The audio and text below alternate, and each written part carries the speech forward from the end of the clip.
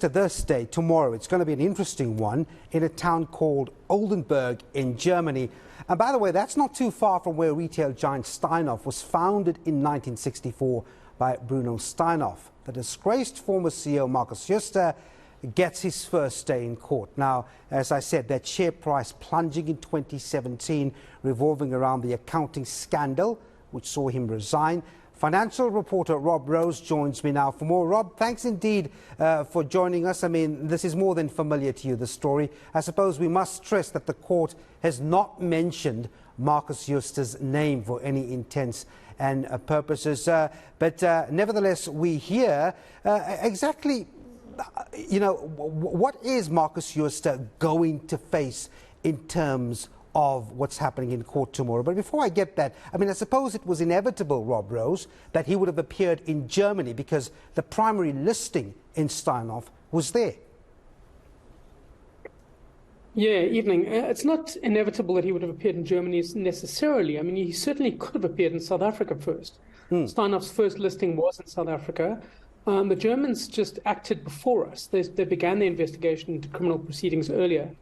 And in this case, while you say that his name isn't mentioned in the actual press releases given out to the media, they do talk about the former CEO of the company, Steinhoff. They give his age correctly, so it's pretty easy to surmise that it is Markus Jooste. Essentially, he's facing 5 charges of essentially fraud. Yeah. Basically doctoring the financial statements to make it appear as if there was something like 830 million euros, which is a significantly large amount in rands, of bogus transactions included in the financial accounts. And the German investigation goes back to 2015, which is 2 years before Steinhoff collapsed. So it remains to be seen if at 9 a.m. tomorrow, Markus Jooste arrives in the Oldenburg court to face the charges. It's at the moment, the prosecutors are still expecting him to arrive. From what I've heard, that he might not have got his passport issues sorted in time to land up in Germany.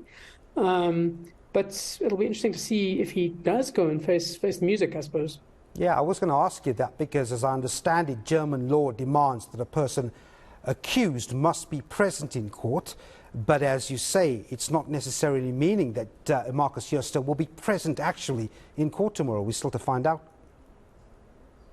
Yeah, I mean, he should be present, but it remains to be seen. There's 4 people who are facing criminal charges in this particular case. Yep. And the 2 foreigners, Markus Jooste and the 72-year-old Alan Evans, who was a trustee and good friend of Markus Jooste's, is also charged in Germany. Those are the 2 foreigners. And there are 2 German citizens who are also facing charges in this case. And they were the former CEO of Steinhoff Europe and somebody else who worked in the Steinhoff European office who's alleged to have helped Markus Jooste concoct this fanciful fraud. Let's get down to the actual charges, I mean, including the false representation in a company's financial statements, I mean, which is declared a crime.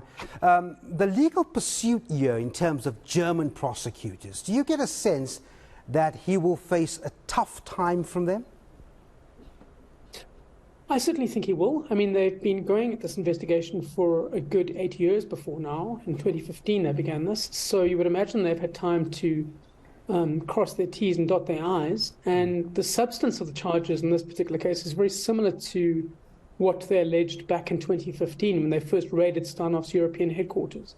So I certainly think the Germans are quite meticulous about proving it. It obviously means a lot less for Germany than it means for South Africa. In South Africa, it's our biggest corporate fraud, and it's fundamental for accountability of the private sector that there is justice in this particular case for South Africans.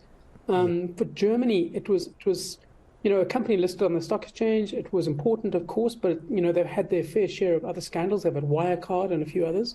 So it's more crucial in South Africa, I think, that we have accountability. But I suppose at this point, with the NPA not doing anything, it's good to see any movement in this particular case.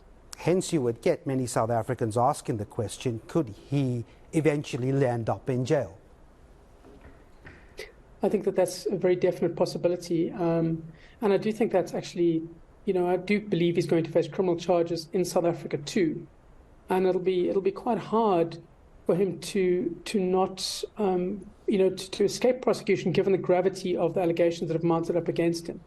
Not to prejudge this, but I mean, there's PricewaterhouseCoopers did a forensic report over the course of a year with many dozens of investigators involved, and essentially they concluded that there was 106 billion rands worth of fraud in Steinhoff.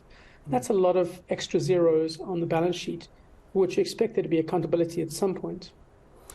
Rob, before I let you go, what bearing does this German case, if any, have in the pursuit of Marcus Jooste here locally? I mean, the big news story not so long ago was that attachment of assets of Marcus Jooste. So any bearing on the legal pursuit of what's happening in Germany at the moment here locally? I mean, certainly there are overlapping areas for the local prosecution, and the local prosecutors and the Hawks are being assisted by the auditors, the forensic auditors, PwC in this case. And so there are many overlapping areas in which the evidence is similar. But there are many areas where I think it'll diverge. I mean, our laws are obviously different, but fraud is obviously a common law crime in both countries. So there are similarities, and I think that what is unearthed in Germany and the answers given in this particular case will certainly help our prosecutors in South Africa find a way forward, perhaps, in this particular case. All right, from the Financial Mail, Rob Rose, thanks very much indeed for your insights. Marcus Jooste are expected at 9 o'clock in a town called Oldenburg in Germany, facing for the first time criminal charges in court. That's tomorrow at 9 a.m.